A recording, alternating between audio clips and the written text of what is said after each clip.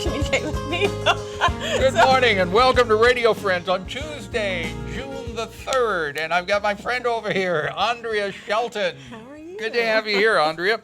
We're going to talk about composting today. Composting. Yeah. So composting is so important because it helps our gardens grow, right? Well, first of all, it keeps garbage out of the landfill. Yeah, that's our number one. First and foremost thing. We want to keep kitchen scraps, scraps from your yard, other scraps from your garden. We want to keep that stuff out of the landfill. It does not belong in the landfill. Okay. So where it does belong is in a compost bin. In a compost bin. And then going back into the garden. Correct. You know, completing the cycle. Yes. Now, you're going to have a I've heard of master gardeners before, but I've never heard of master composters. It's very similar. It's a brand new program. It's modeled after a program in New York. Mm-hmm. We have a certified master composter that's going to be teaching the class. It's brand new. I just completed the pilot program. Mm-hmm. It's a 3-day program, 2 hours a day from 6 to 8. It's June 24th, 25th, and 26th. Okay. And we're just asking people to register if they're interested. It's very, very similar to Master Gardener program.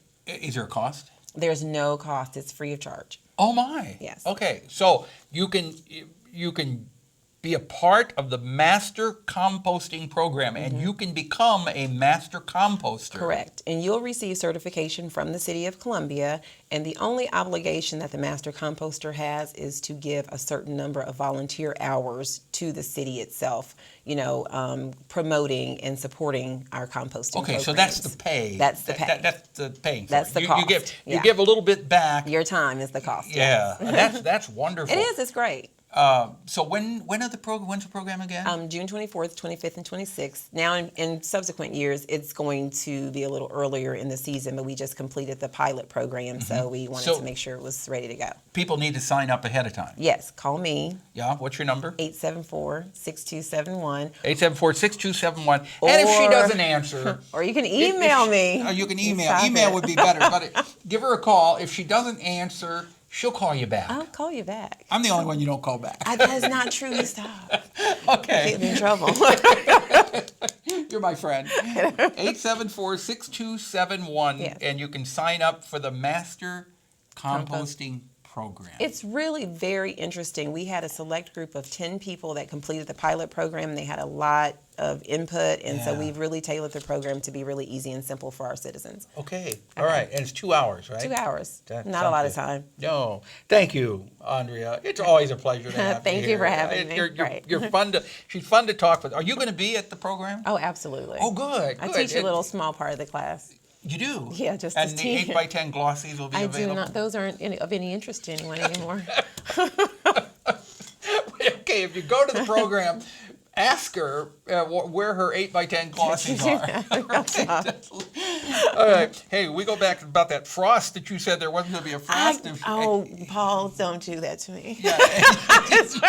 You've got a lot of phone calls. I got on that. several phone calls about that. There was a frost after I swore that there would not be There's one. not going to be a frost. I Dang told you, you Missouri can never weather. be sure, ANDREA. I know. Thank you so much. Thank you for having Now, we turn to two guys who, first time on Radio Friends, and they are leaving the country very soon for a short time. Rick Baker and Adam Beckett. Good to have both of you here. Thanks for having us. And you're on a medical mission trip to provide relief to refugees of the Syrian civil war, right? Yes. How did this come about? Adam and I started doing these international medical trips in response to the Haiti earthquake in 2010. Is this part of the university healthcare? This is us doing it primarily on our own. We represent the university and are projecting international medicine through the university, but this is us taking our time and our money and doing these trips on our own. You're doing it all on your own? We are. Why? Why did you decide to do this?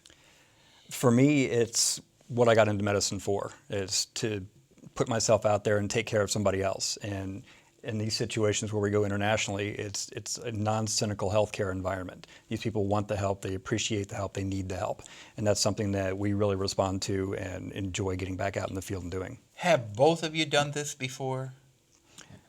Done quite a few trips between the both of us, I think, over 25, 26 trips, really all over the world, Africa, Asia, South America, where we get around, and a lot of need, unfortunately. So, And you'll be gone how long?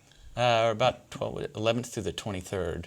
So, be working clinic about 8 days, about 10 days total in countries. So. Has there ever been, and I'm sure there has, it's a bad question, but I'll ask you anyway, ever been anything that just absolutely shocked you beyond belief? For me, when I was in Haiti, the thing that shocked me the most after they had endured an earthquake is they didn't feel cursed for having to go through it. They felt blessed for surviving it. Their outlook, their spirit is impressive. And when we go and go into these places that have nothing and lose what little they have, it makes us very humbled when we come back here. Realize what we have back here. Absolutely. What about you, Adam? I think I was prior military back in the day and always felt a need to get back once I got out of the Marine Corps, and this was a way to get back out to the world and serve, and things just kind of fell into place after the earthquake. We started doing more of these missions and put this company together, which we work with now, trying to increase people's participation in this sort of work. Yeah. So. If people listening to us, if somebody listening feels compelled to do something like this, how do they start? How do they begin? There's a couple different ways you can do it. There's the one that we want to talk about the most is a web page that Adam has created, and it's called globalfirstresponder.com. This web page is a portal for people like us in the medical field of all disciplines, whether we're doctors, nurses, medics, whatever, to go and see where the needs are around the world, what companies or agencies are working in that area, how to get in touch with them, and then a lot of it is our experiences once we're there. International medical trips can be rather intimidating to people that haven't done them before. Yeah. So Yeah. it's The web address again for people to go to if they want more information. globalfirstresponder.com. Okay, and you're going to Jordan. We are. correct? You're going to Jordan. You're leaving when? June 11th, And coming back on? overnight on the 22nd. All right. And we've already talked about it. You're going to come back here and tell us about the trip when you get back. We'd be happy to. I hope you have a safe, productive journey. Thank you. Thank you so much for joining us today. And that website again is? globalfirstresponder.com. Okay. Thank you, guys, and stay safe. All right. Thanks, Paul. Our program, directed by Travis McMillan of the Reynolds Journalism Institute. Audio is Pat Akers from KBIA. Our floor director, Lowell Thomas, and our assistant producer and guest coordinator, Uncle James Mauser. Tomorrow, we've got the Columbia Art League on. Have yourself a nice morning. See you then. Bye-bye.